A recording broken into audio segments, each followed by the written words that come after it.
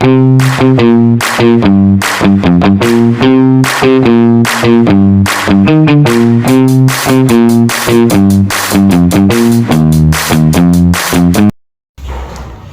teman-teman, perkenalkan nama saya Agustinus Harminto Raja, NPM 24103402, kelas 2024I. Di sini saya akan mengajak teman-teman untuk menonton bersama video tentang kekuasaan dan politik. Mengapa orang-orang ingin berkuasa? Atau dalam bentuk lain, kenapa kekuasaan itu dikejar? Pertanyaan kedua, bagaimana perilaku orang-orang yang berkuasa? Dan pertanyaan terakhir yang penting itu adalah bagaimana mengontrol kekuasaan?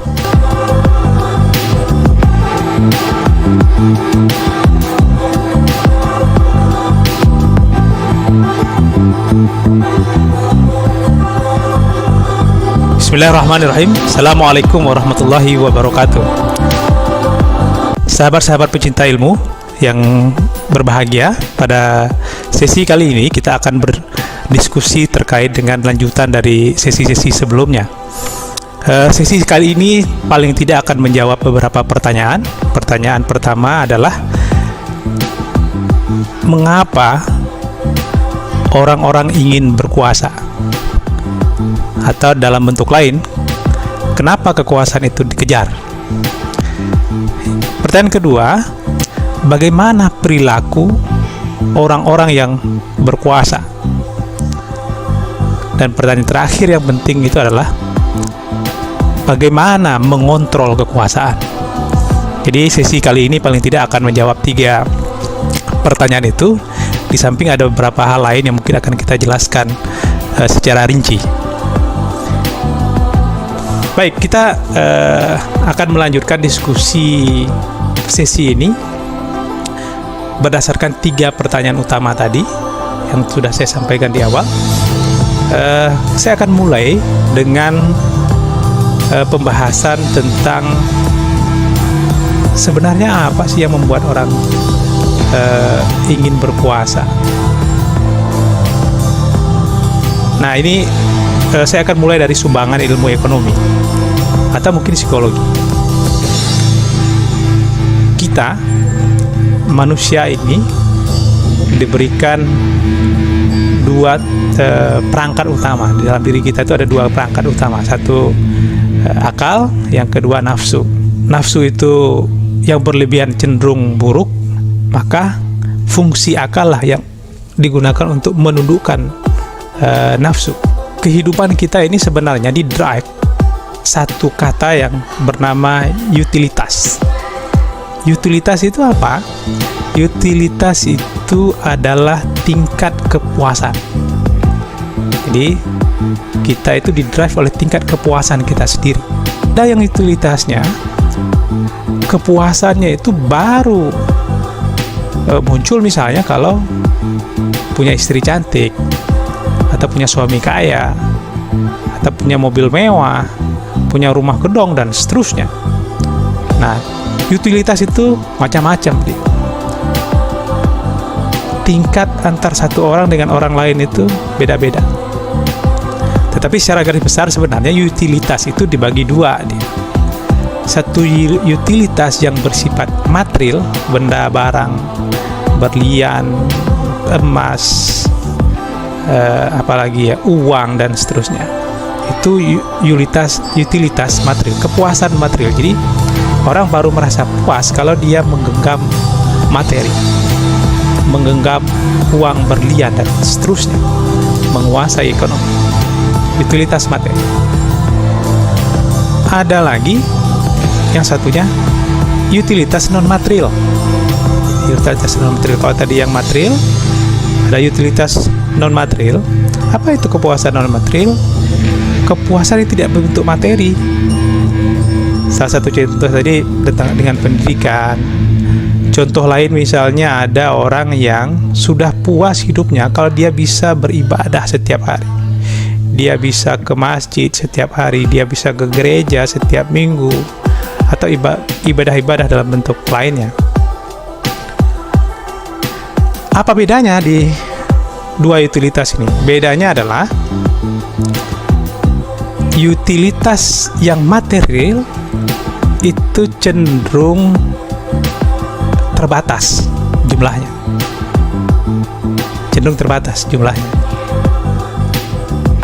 Sedangkan utilitas non material itu cenderung tidak terlalu terbatas. Contohnya, kalau orang yang memiliki utilitas ingin ibadah,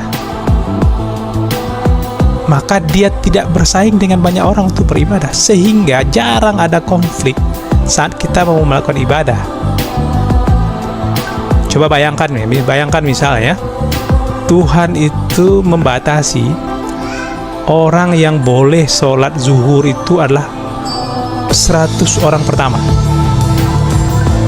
Lalu orang yang ke-101 dan seterusnya itu terdepak dari kesempatan untuk sholat, dan mereka minggu depannya akan mendapat ganjaran berupa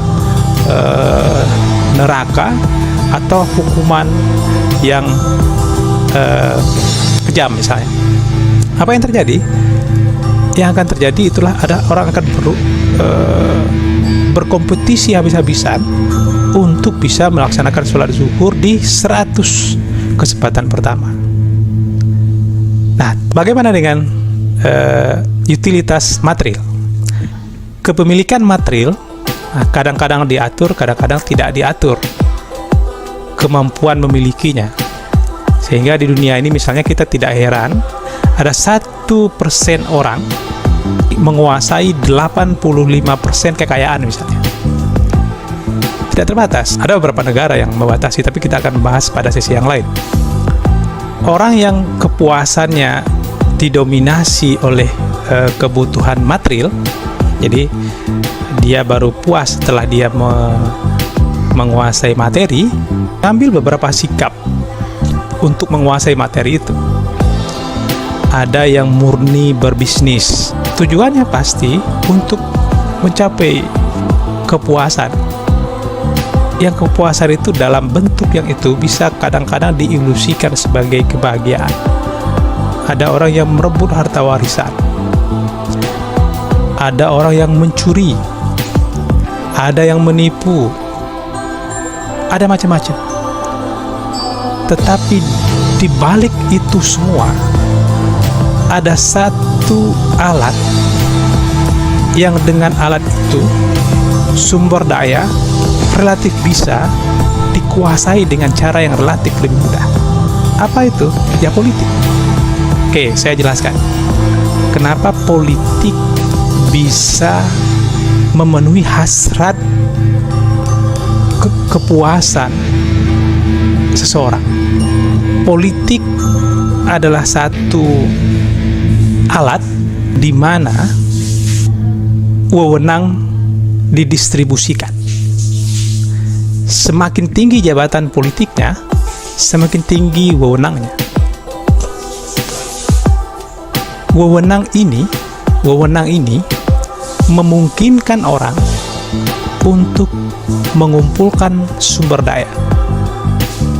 Sekali lagi, wewenang ini memungkinkan orang untuk mengumpulkan sumber daya. Kita sebut sumber kekayaan material. Maka sesungguhnya politik ini secara logika kita bisa sampaikan bahwa dia menjadi fasilitator orang yang ingin mengejar kepuasan untuk merebut sumber daya. Politik ini jalan dengan cara apa? Wewenang. Dia diberi wewenang. Maka sesungguhnya yang terjadi itu adalah perebutan wewenang yang dilakukan oleh para aktor di dalam politik itu. Perebutan wewenang dia. Kenapa dia merebut wewenang? Karena dengan wewenang itu dia bisa menguasai sumber daya. Kenapa mereka mau menguasai sumber daya? Karena dengan sumber daya inilah dia akan merasa puas atau mereka akan merasa puas. Sampai di sini yang bisa kita simpulkan sementara bahwa kenapa orang mengejar kekuasaan? Karena dia ingin mengejar kepuasan. Bagaimana caranya? Dia punya wewenang, dia mengumpulkan sumber daya. Saya kira sudah cukup jelas. Kalau Anda masih merasa perlu ada tambahan informasi, nanti di bagian komentar, nanti ditulis saja komentarnya. Mungkin saya akan bisa menjelaskan secara lebih mendalam lagi. Baik, kita lanjutkan. Baik ya. Pertanyaan kedua yang perlu kita jawab, bagaimana sesungguhnya perilaku para penguasa ini, orang yang memiliki wewenang ini, yang dengan wewenang itu bisa mengumpulkan sumber daya. Bagaimana perilakunya? Ya, tentu logikanya perilakunya adalah para penguasa ini akan memaksimalkan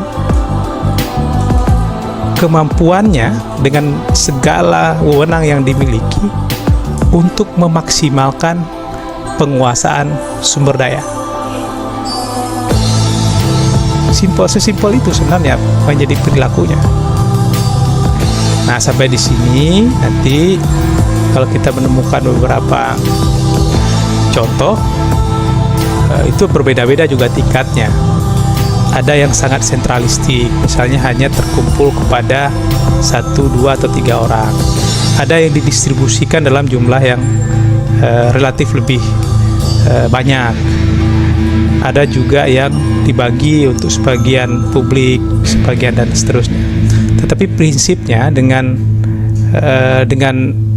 penjelasan yang kita lakukan di awal, prinsipnya perilaku orang-orang yang berkuasa dalam politik itu pada umumnya menggunakan wewenangnya untuk memaksimalkan kepemilikan sumber daya. Lalu apa yang terjadi kalau perilakunya seperti itu? Yang akan terjadi adalah akan memungkinkan kelompok penguasa menggunakan segala cara untuk mengumpulkan sumber daya. Maka di sesi sebelumnya misalnya kita sampaikan, ternyata negara itu hanya instrumen saja bagi kelompok penguasa ini untuk mengumpulkan sumber daya. Jadi intinya itu sebenarnya pada utilitas tadi. Kalau kita balik ke utilitas dia bahagia, dia puas dengan pemilikan sumber daya. Dengan sumber daya itu dia merasa bahagia, bisa berbuat apa saja dan seterusnya. Nah, dikejar dengan cara memiliki wewenang untuk penguasaan itu. Secara operasional, wewenang itu bisa banyak bentuk.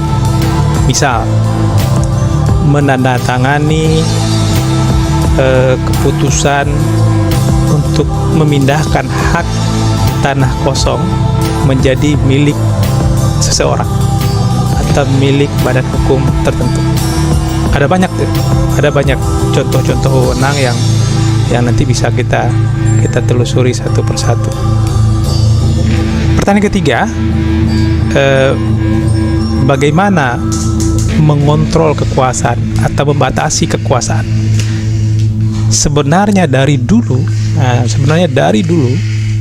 itu sudah ada banyak pemikiran yang berusaha untuk memecahkan jawaban yang ketiga ini. Sebenarnya para ilmuwan, pakar, praktisi itu menyadari betul bahwa sebenarnya kekuasaan itu harus dikontrol. Lord Acton misalnya dari Inggris menyampaikan power tends to corrupt. The absolute power absolutely corrupt. Kekuasaan itu bersifat sewenang-wenang, dan kekuasaan yang absolut, kekuasaan yang luar biasa besar, semakin besar juga kesewenang-wenangannya. para pemimpin kita di Indonesia juga seperti itu, sudah berpikir bahwa kekuasaan itu perlu dibatasi. Soekarno misalnya, yang tidak dibatasi kekuasaannya, cenderung pada akhir-akhir pemerintahannya relatif otoriter. Demokrasi terpimpin judulnya, tapi itu sebenarnya salah satu varian dari otoritarianisme. Otoriter itu adalah berkuasa dengan bentuk yang relatif sewenang-wenang, biasanya anti kritik. Demikian juga dengan Soeharto yang berkuasa 32 tahun. Semakin lama dia berkuasa, semakin kuat dan semakin tampak bentuk kesewenang-wenangannya. Nanti sejarah akan dalam memperdalam itu kita bisa membaca beberapa buku sejarah yang menjelaskan tentang otoritarianisme pada zaman Soeharto yang disebut dengan demokrasi Pancasila. Pada zaman reformasi sebenarnya itu ada upaya untuk menuju tingkat demokrasi yang relatif lebih baik, walaupun belum bisa menyelesaikan masalah fundamentalnya, tetapi sudah ada kesadaran secara luas bahwa otoritarianisme itu sudah tidak bisa dipraktikkan. Jadi ada kesadaran untuk membatasi kekuasaan supaya dia tidak sewenang-wenang. Kalau diberi waktu lama, maka kekuasaan di Indonesia atau jabatan presiden, gubernur, bupati itu hanya dibolehkan selama dua periode atau 2 kali pemilihan. Atau sekarang jumlah waktunya 10 tahun atau 2 kali 5 tahun. Itu salah satu kontrol atas kecemasan terhadap perilaku kekuasaan yang akan sewenang-wenang tadi, yang bisa saja merusak. Bentuk lainnya misalnya dibangun lembaga kejaksaan, pengadilan, kepolisian, itu untuk mengontrol kekuasaan itu supaya dia tidak serakah, supaya kecenderungan untuk mengumpulkan sumber daya itu bisa dibatasi.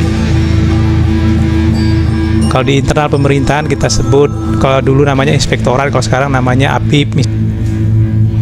Kemudian di samping tadi ada kejaksaan, ada pengadilan, ada kepolisian, itu ada BPK, Badan Pemeriksa Keuangan, ada BPKP. Untuk eksternal itu ada lembaga negara yang eksternal, itu ada KPK, Komisi Pemberantasan Korupsi, ada Ombudsman untuk membatasi kesewenang-wenangan di tingkat administrasi atau terhadap di tingkat pelayanan publik. Jadi sebenarnya sudah ada kesadaran kolektif bahwa memang kekuasaan itu perlu dibatasi. Belakangan kita dengar misalnya ada pembatasan kepemilikan tanah, di mana satu orang saat ini bisa memiliki tanah itu berjuta-juta hektar. Ya mungkin dengan tujuan itu tadi. Jadi itu saya kira pada pertemuan berikutnya kita akan membahas beberapa contoh bagaimana kekuasaan itu digunakan dalam pemerintahan. Ada beberapa contoh dari beberapa provinsi di Indonesia untuk menjelaskan bagaimana kekuasaan itu digunakan untuk mengumpulkan sumber daya dengan cara sewenang-wenang. Terima kasih. Assalamualaikum warahmatullahi wabarakatuh.